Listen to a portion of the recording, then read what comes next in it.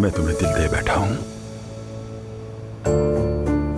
जब से मैंने तुम्हें देखा है आशिक हो गया हूं। तुम्हारे सिवा कुछ नहीं दिखता। ये आप क्या कह रहे हैं? अपनी जिंदगी में तुम जैसी खूबसूरत, इतनी बाहया और बाअखलाक औरत नहीं देखी।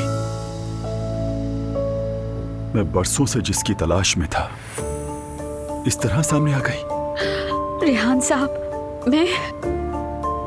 मैं नहीं जानती कि क्या कहूँ। अगर तुम्हारे बेटे से मिलता, अल्लाह और उसके रसूल के हुक्म से तुम्हारा रिश्ता मांगता, जानती हो लैला, क्या? तुम्हारे बगैर अब जीने का सोच भी नहीं सकता। तन्हाई में बहुत घुट घुट के जी लिया मैंने, अब और नहीं। लैला, क्या तुम मुझसे शादी करोगी?